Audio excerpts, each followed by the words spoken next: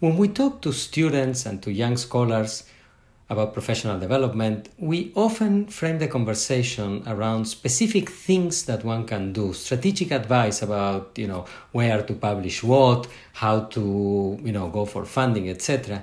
Yet today's speaker, among the many interesting things he said, was, equally important is the power of resilience, of knowing that rejection is part of the process, that you have to take negative, evaluations to heart, but you have to improve and keep at it, that eventually that's how you'll see success. About this and many other interesting things is this episode of El Café Latinx with Arthur Soto-Vásquez of Texas A&M International University.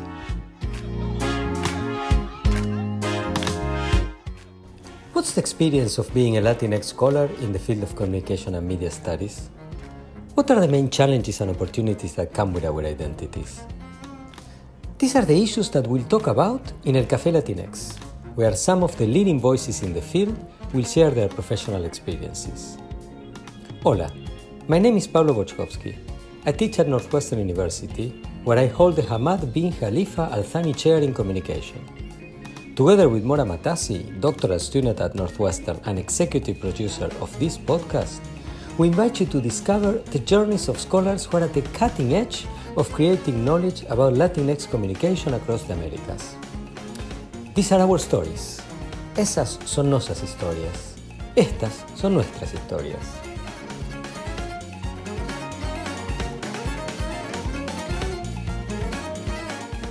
Welcome everybody to this great episode of El Café Latinx. We have a fabulous speaker today on Election Day 2020 in the US. We are joined by Arthur Soto-Vásquez, who is an assistant professor in the Department of Communication and Psychology at Texas A&M International University.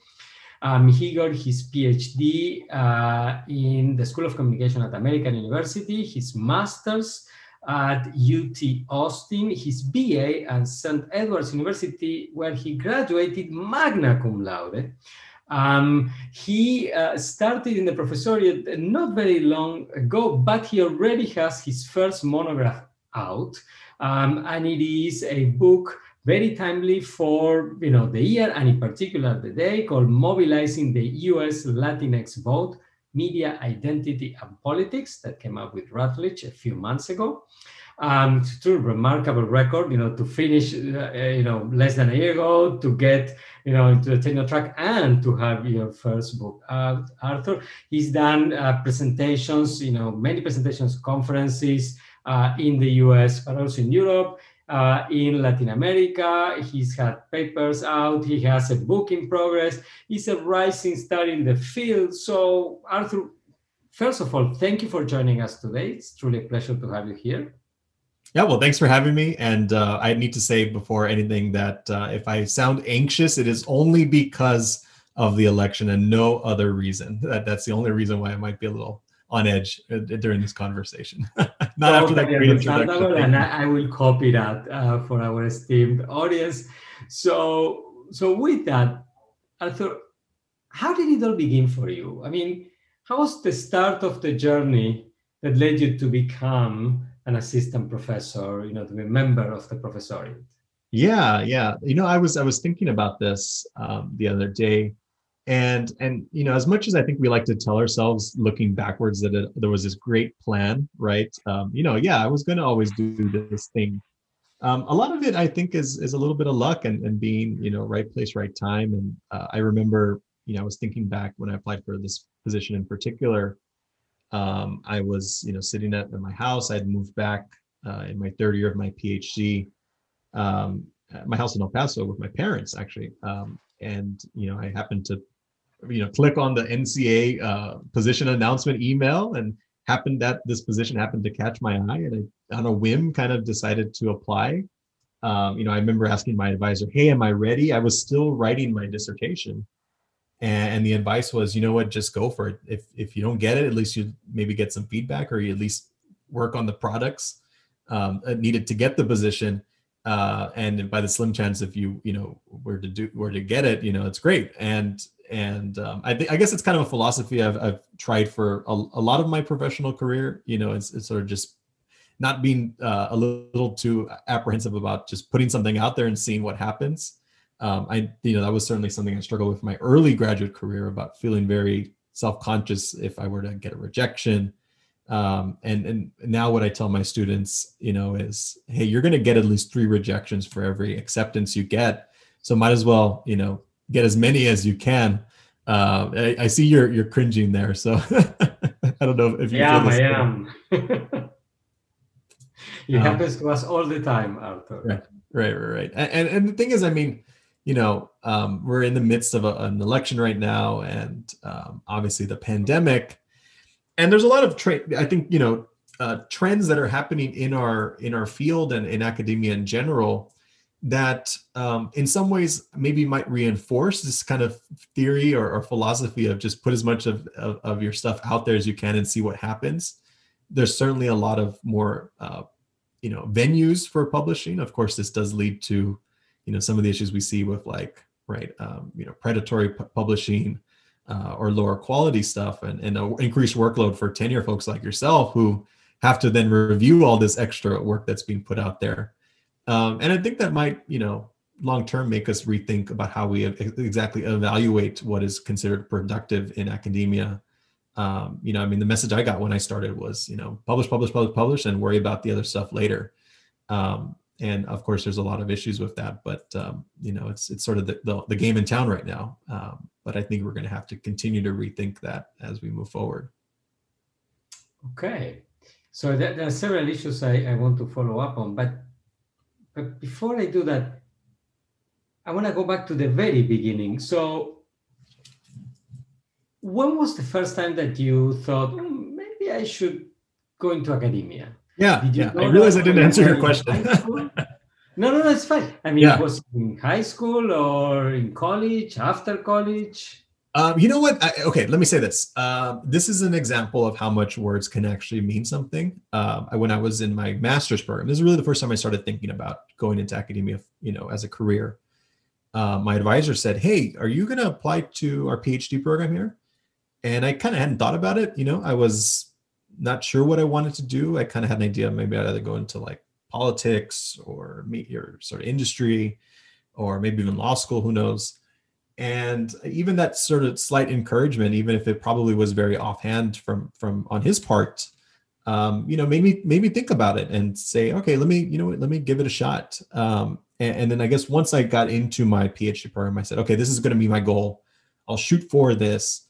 And of course, being conscious that, leaving plan B, options on the table, of course. But yeah, I think it really was that kind of slight word of encouragement. My undergraduate degree was in political science, a different field than I'm in now, although I do a lot of political communication. But my plan in undergrad was to be a lawyer, and I thought, until I started going to LSAT training courses, and then I realized I didn't want to do that.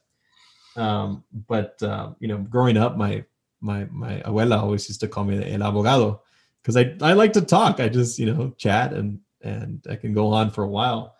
And so I guess that, what people expect of you does matter, right, in that sense. But it was somewhat partly intervention, I guess, on behalf of my advisor, who said, hey, have you thought about a PhD? Have you thought about going into academia? Of course, the support of those around me, both within academia and my family and stuff like that, who encouraged me to go for it. So it's not totally a conscious decision I started off with, but something that I think that's the case for a lot of us, that we kind of happenstance into, and we make the best of it, right? All right. So, and then you switched from political science to communication. As you said, you work in part in the area of political communication. It's one of the fields your work speaks to. How was that transition? Yeah. So let me give you a little bit of insight here. Like I said, I wanted to go either into politics or the legal field in undergrad. So as naturally, right, I was like, oh, what should I major in? Let's do political science. And I remember taking, some of the courses, and I had a great experience at St. Edward's University for undergraduate in terms of learning how to write well. I think that was the biggest thing I got out of it. But I remember sitting in some of my political science classes, especially classes on like US Congress or the president. And what we were learning was, you know, who sits on the appropriations committee, or which president, you know, what year was James Buchanan born in? And it was like kind of like these facts. And I remember thinking to myself, maybe not totally consciously, but thinking like, this is not what I signed up for. I didn't sign up to learn like these kind of facts. I wanted to learn about how power works in society, essentially, like how are things done, and why do people believe certain things? Ideology, right? And so, you know, my last semester, I had a chance to finally take some open some classes, and there were two that caught my eye: History of Latin America, which is great history class, had a lot of fun, and then Gender Communication. I'd never taken a comm class before. A professor at St. Edward's named Dr. Mitchell. And I remember sitting in the class and being like, okay, this is what I was looking for. I'm looking for how people come to believe certain things. And then I took that with my interest in politics and sort of ran with it, and decided to kind of work at the juncture between those two. But I've always been interested in sort of media and, you know, franchises, and I was a big, you know, Star Wars kid growing up. Disney, for example, I've always been fascinated with. I have a very complicated relationship with that, company and its products. And so my recent turn, you kind of previewed this a bit at the beginning, has been expanding my viewpoint beyond sort of the political, right, which is the book you mentioned that just came out, but also looking more broadly at sort of media, communication, culture, all from this kind of starting point of identity making. And so I've kind of moved a little beyond sort of my political training, but I might come back to it at some point. I'm kind of, I don't know, maybe like a lot of the listeners, I'm just tired of thinking about politics all the time. Even though of course everything we do is political, but specifically electoral politics. I'm a little over it. I'm ready for this election to be done. But nonetheless, your dissertation research, which is, then came out in revised form as a book, did go deep into politics and identity and ideology and digital, right? Those intersections. How did you choose your dissertation topic? So I remember, thinking in my graduate program, okay, I want to study why. The question I always was trying to figure out even since 2008. So I started college in 2009, just to give the listeners a kind of a rough timeline here. So as you can imagine, 2008, Barack Obama's election, right, on this kind of multiracial, multi-ethnic coalition. And, there was writing back then about how the Republicans will never win an election again because of Black and Latino voters, right? This is the Democratic wave, the demographic change, right? And I remember kind of really believing in that sort of that hype. And so during my graduate work at UT, I was really interested in this idea of, okay, well, why do some Latino voters, Latinx voters choose to vote or choose not to? And, a lot of my original work around then was basically that question. It's kind of a little more of a political science question than communication, really, to be honest. So I get to my PhD program, right? American University, living in DC, right? The heart of it all, the heart of the beast, if you will. And I go to the election night party, election watch party in downtown DC, hosted by Voto Latino, who had kind of come on my radar as an organization that did this kind of work about voter mobilization. Of course, we all know what happens, right? And I remember that was right when I was working on my proposal. And my advisor basically read it, what I had it up to that point, and she essentially told me, it's like, this is interesting, but it's not really a communication project, which is often some of the feedback we often give to I'm sure you give to your students, I give to my students. I'm like, okay, well, where's the comm element here? Tell me what aspect. And she had done some work on, some of her work was on organizations, specifically around children and media and how they mobilize their audience.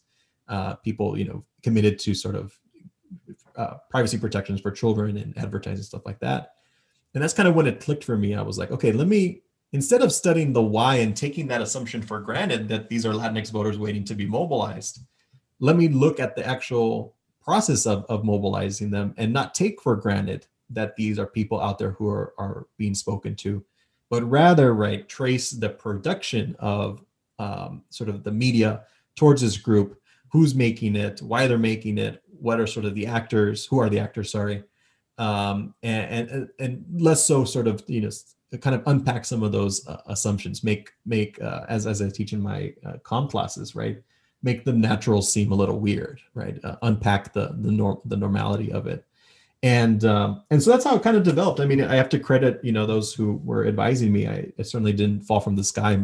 Certainly events at the time also pushed me in that direction too, because a lot of people were like, how could this happen? Everybody thought in 2016 that there was going to be this huge wave of Latino Latinx voters, voting against Trump, and Arizona was going to flip and Texas was going to flip. But people thought that, okay. And that sort of disappointment slash, response to that post 16 really informed, I think, the jumping off point for, okay, this is what I want to study at least for the next 2 or 3 years. How are we going to sort of react to this moment, right? Okay. Now, in addition to this being framed by the moment, so to speak, you are a Latino person born and raised in El Paso, Texas. How, if at all, did your identity influence the topic, how you went about it, and how you sort of made sense of the findings?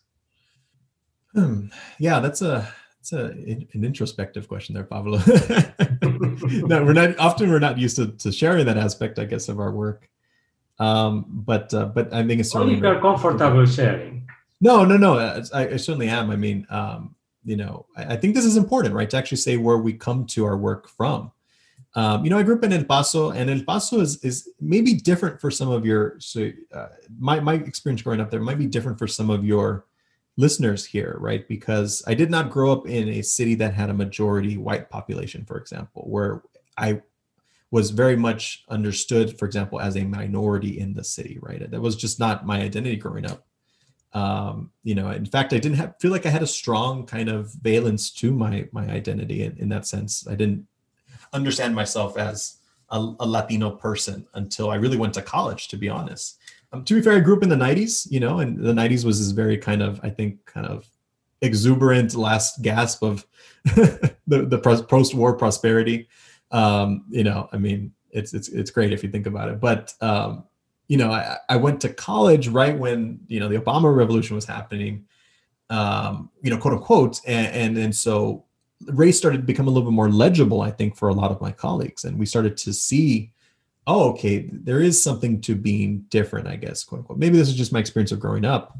I think that's different for folks now, right? I mean, I think, young people, I talk to my students, they have a very clear understanding that they are racialized, right, in some way.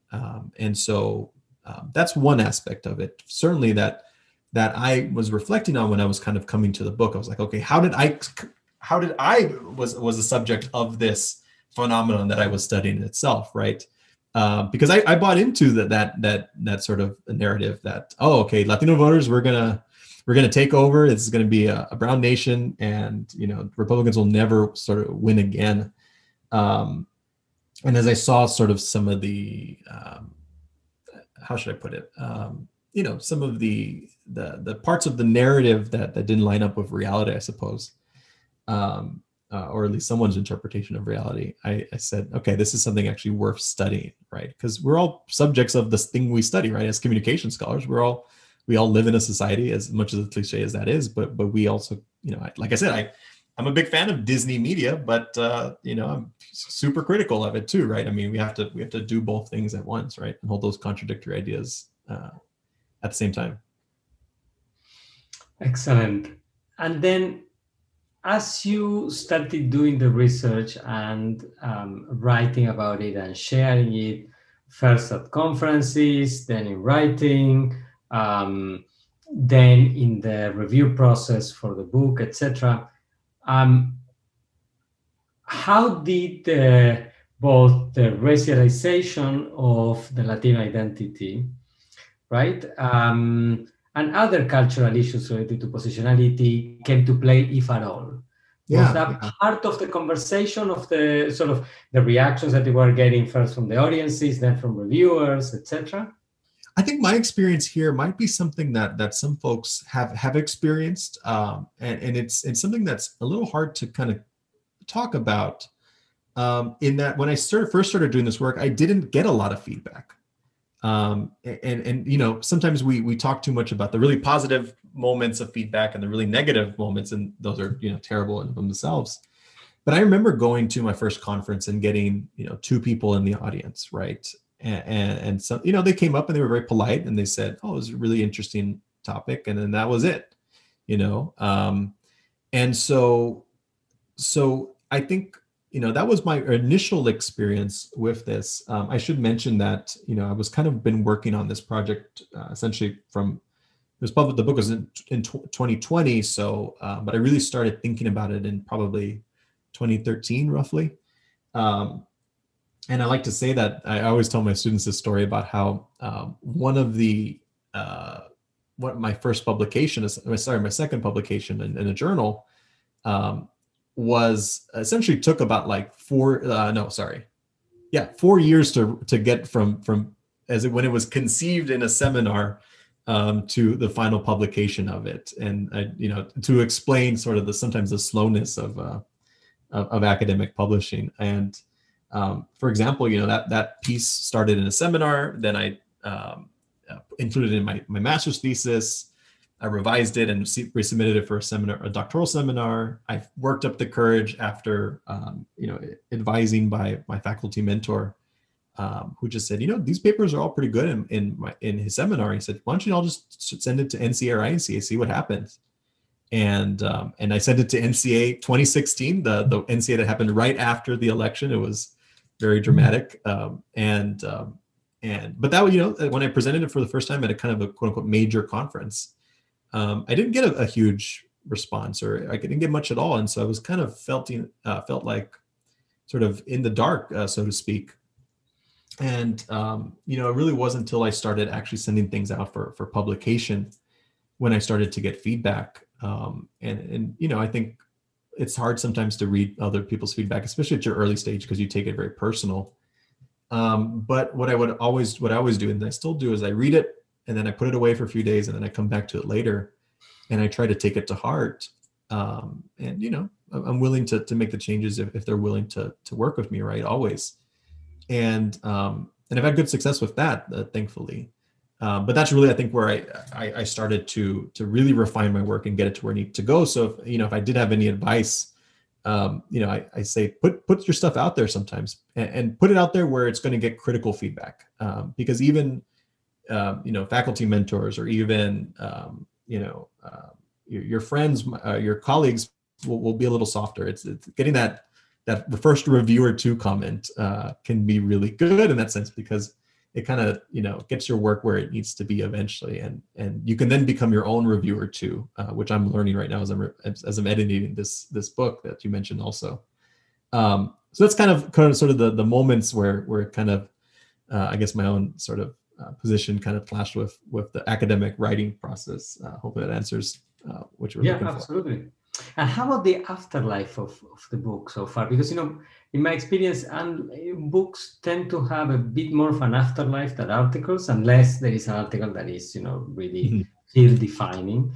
But books circulate more broadly and for a longer period of time. What has been, the reaction to the book that you have experienced so far, including for people not in the academy, family members? I remember when I published my first book, my father and my mother were very proud and took a picture with it and all of that. So can you share with us a little bit of that aspect? Yeah. Of course, I'm proud of it. My folks are super proud of it too. And but in terms of an afterlife, I think you're kind of right that books can kind of emerge in moments when they need to be, so to speak, and people come back to them. And versus articles kind of have an impact when they come out, unless they're these like field defining kind of pieces. And so when the book originally came out, it was in the middle of the primary season here in the United States. And so there was a lot of interest, particularly around the candidacy of Bernie Sanders, from the left in the Democratic Party, because he seemed to be doing really well among Latinx voters. And so there was some media interest in, trying to explain this. And I guess some folks saw the title and saw who I was and thought I could explain it to some effect. What I wrote for the New York Times, that particular piece, isn't actually really doesn't come up, is not the substance of my book. I think so people kind of read the title and they assume what it's going to be. And that's fine, of course. The other reaction I've gotten quite a few times is I have to explain what Latinx means and why I use it, which is a whole interesting conversation in of itself. And I think, it's something that we kind of have to do partly when we use the term, and we, if we use it, we need to be intentional about using it, because sometimes we have to do the work of explaining why we're using it, and not just assume people know about it, even folks that, are in my community or in my family. But otherwise, it's, I think I'm starting to see the work hopefully influence some other work around it. I think the conversation that I'm taking apart in with the book about the construction of Latino identity, not taking it for granted as a sort of fixed object in sort of US culture and media. I'm starting to see more critical takes on that in terms of scholarship. So I just reviewed a paper, for example, that looked at that. I won't get too much into the details, but I'm really kind of glad to see that conversation being shaped, because I think,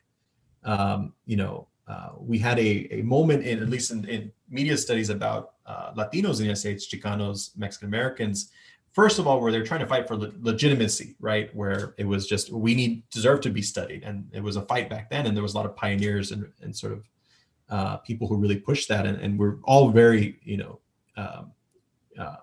indebted to their hard work and their fights. And so that really informed, I think, the early stages of the field. But now that we're sort of more established, obviously we're still fighting for our spaces in the academy, but I think broadening the sort of scope of what we are studying, partly my book is taking in part of this conversation. I'm really kind of excited to see where that goes, because there's a lot certainly at stake. I mean, there's a reason why in the book I talk about, all these corporations who want this market of Latinos in the United States, because it's huge. I mean, if you add up the GDP, this is a crazy stat. I don't know if it's still true anymore, but it probably is. If you add up the GDP of Latinos in the United States, it's bigger than any country in Latin America. So there's a lot at stake, really. I mean, for corporations, for marketers, for media companies, for Disney, right? For the political parties, for everyone, sort of. And so I think paying attention to those trends as a field is hopefully what my book, I think, is trying to intervene in. And I'm really glad to see some folks actually starting to talk about it more critically. No, absolutely. And I mean, the last thing I read, and again, I don't know, as you said, how trustworthy it is, but was that in 2017, it accounted for 2.7 trillion or something along those lines in the US, right? It's significant. Now, there are almost 20% of Latinx, Latina people in the US. And as you said, I mean, the Academy in Communication and Media Studies, for instance, in the US doesn't have 20% representation. So why do you think that's the case? Man, I mean, I think, why do I think that's the case? I mean, obviously higher education was historically limited to Mexican Americans, especially, here in South Texas. I at my institution in particular, Texas A&M International University, we're celebrating our 50th anniversary this year. And, there's a lot of institutions that have been around much longer than that. And part of the story that we're trying to tell, right, is that people in the state of Texas didn't think that the community needed higher education, essentially, that Laredo did not need an institution of higher ed. They could go elsewhere if they wanted it. And so it really was a fight back in the day, right? Whose people are still around from that fight, to be totally fair and clear, to establish that. And so those things aren't just, that's 50 years ago, right? So those sort of legacies aren't just easily overcome with a generation or two. I remember being in grad school, and folks attending there were saying, "Oh yeah, my My dad's a professor, and that's just what we do. To be totally honest, though, I think at the same time, it's not a simple question of why aren't there enough.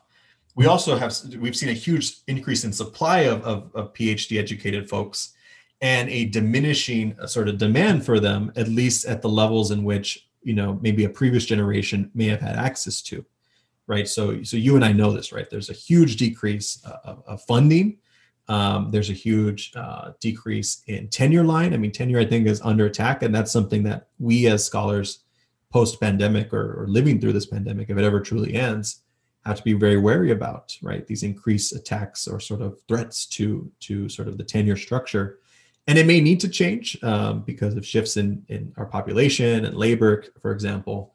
And so you have this combination, I think, where a bunch of Latinx scholars start emerging right when the industry itself of academia starts to contract, right? We're having the enrollment crisis, right, where there's less people going to college now.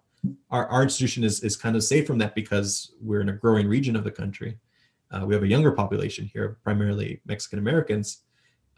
So you're going to have probably a lot of folks hanging on to positions for a long time, teaching a population that is much different than them, and state essentially funders and organizations who are less willing to invest in sort of tenure lines. And so there's just kind of a sort of a bottleneck, if you will, of labor then meeting this kind of contraction point, right? Okay, and on that sort of grim note, what change strategies do you think could be implemented to reverse that trend, right? That because this is happening at a time in which the US needs more diversity, not less diversity. Yeah. I mean, any society do at any point in history, but this particular point in history is more crucial than ever. Yeah. More diversity, more equity, more inclusion. So what could be done creatively to ease these restrictions? Yeah, I know. I'm really been thinking about this because this is really sort of the question of our time in our field and in politics more broadly. How do we increase all of these values that we have, diversity, inclusion, equity, et cetera, when confronted with a lot of threats to not just those values in and of themselves. I mean, literally, you have the administration right now in late 2020 saying you can't even do those trainings anymore, or your federal funding might be at risk. But also just, I think these large macro trends moving towards, sort of the enrollment crisis, for example, like I mentioned already. So what can we do? One thing that we're trying in our institution and department is to be a little more creative about what our students can expect out of our program and be very versatile. Of course, we're subject to the same demands sort of for labor as everyone else is. And so we're also cognizant of the fact that not everybody in our programs, for example, might have that academic path that was very common, 20, 30 years ago, right? And so we're trying to be as versatile as we can so that, our students can be well prepared for whatever labor market they do enter when they graduate. And it's certainly going to be tough for everyone. I mean, it's tough for us, those of people who have jobs right now. For those who are searching, it's going to be very, very, very, very challenging. I think institutions probably need to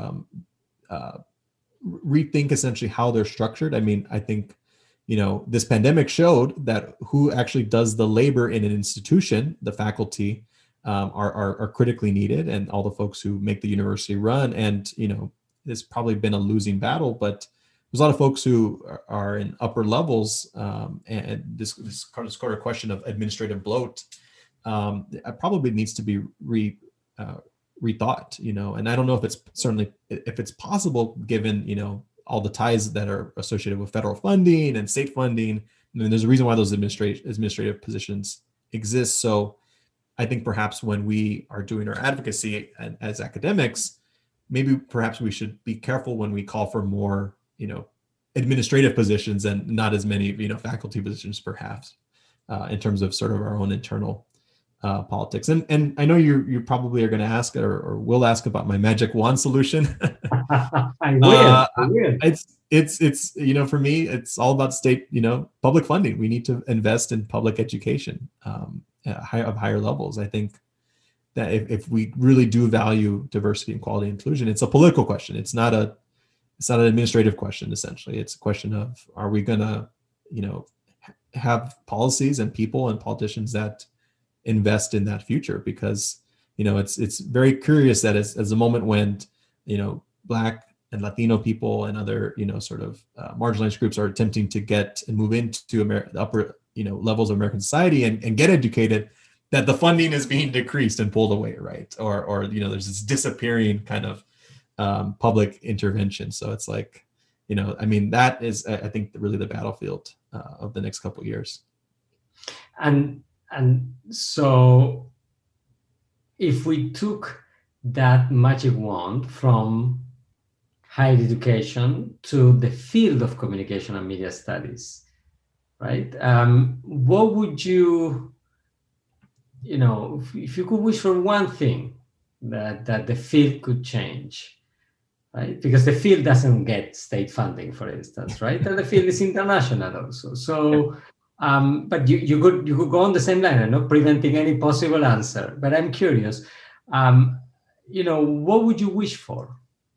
You put me on the spot here, because I was already pre-planning my answer to be increased public funding of higher ed. And I didn't think about for the field. Ironically, or maybe not ironically, but interestingly enough, I think this is something we're confronting with the book project I'm on right now, which is that there is a U.S. dominance in the field of communication and media studies.